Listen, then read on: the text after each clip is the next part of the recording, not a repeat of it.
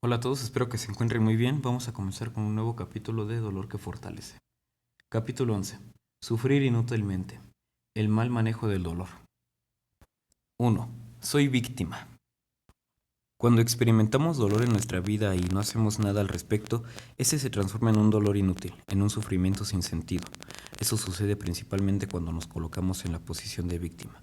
Nos vemos como un ser humano indefenso, castigado, dolorido, impotente, ingenuo, temeroso frente a la persona que simbólicamente percibimos como nuestro hostigador.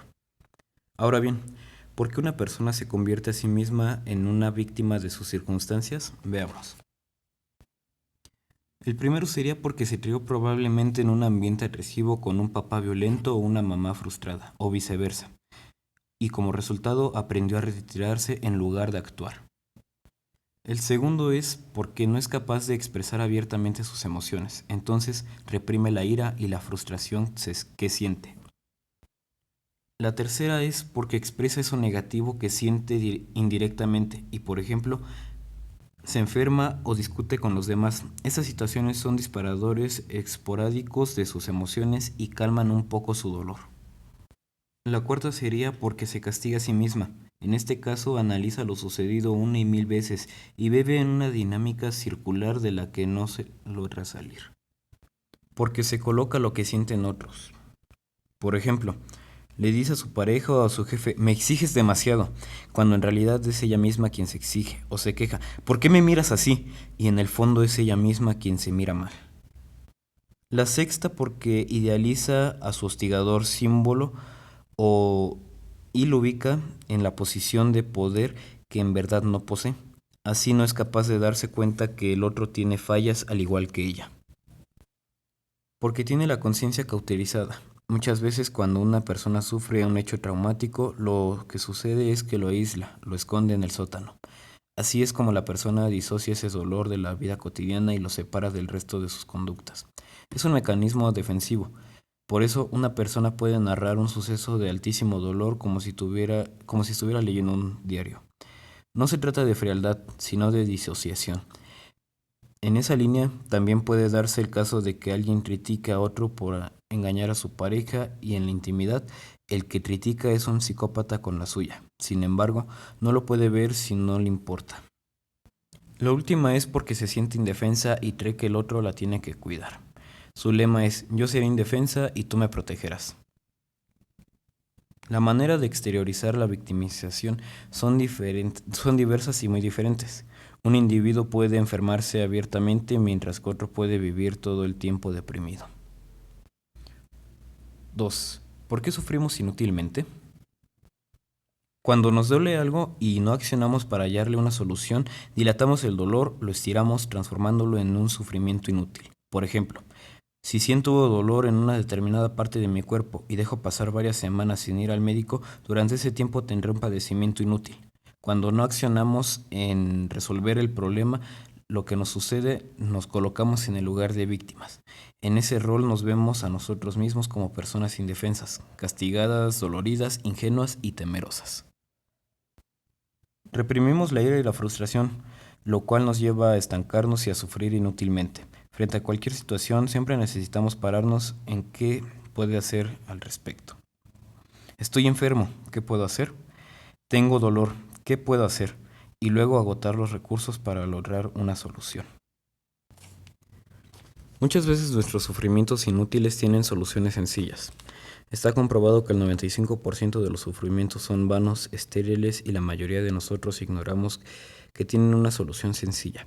Por ejemplo, un hombre me comentó en una oportunidad que por su carácter nadie le daba trabajo y estaba amargado por dicha situación. Le aconsejé ser más agradable. Tiempo después me contó que lo habían contratado. Me dijo entusiasmado: un cambio pequeño de actitud me abrió las puertas.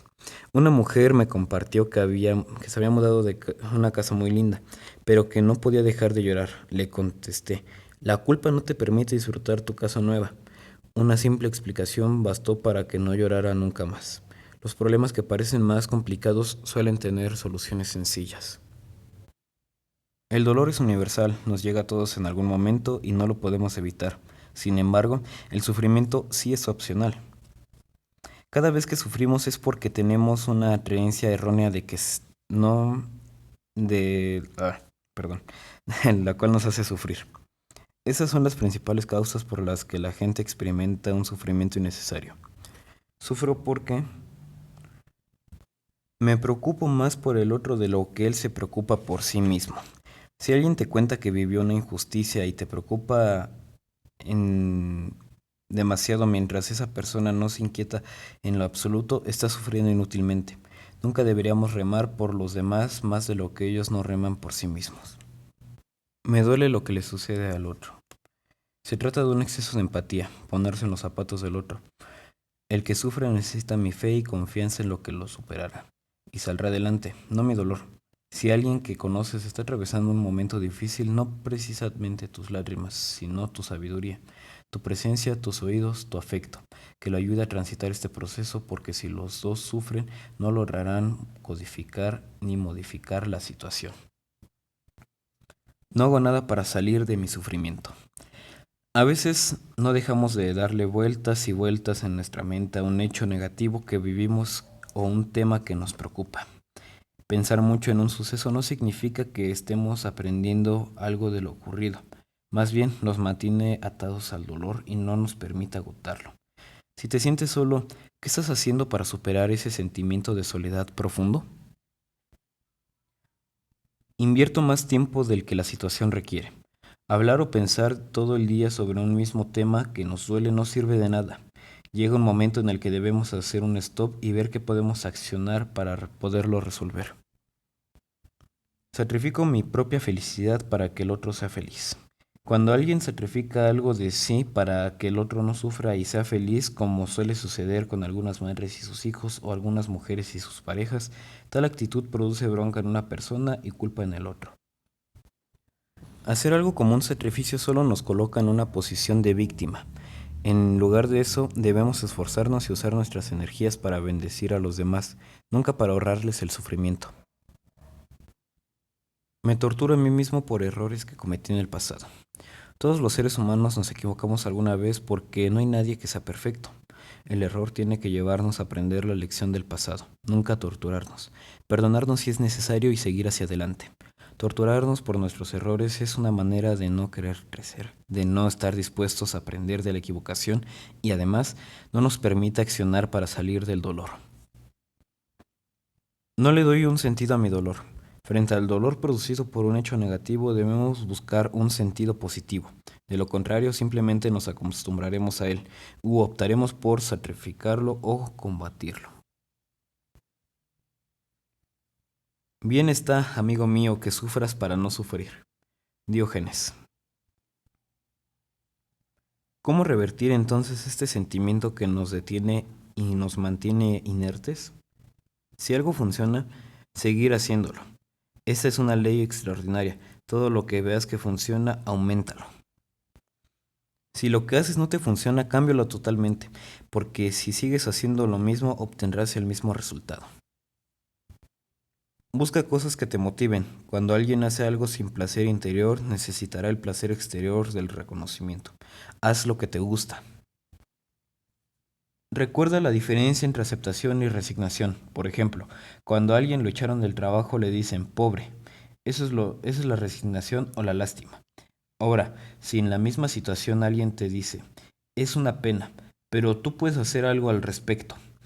Eso es aceptación o compasión.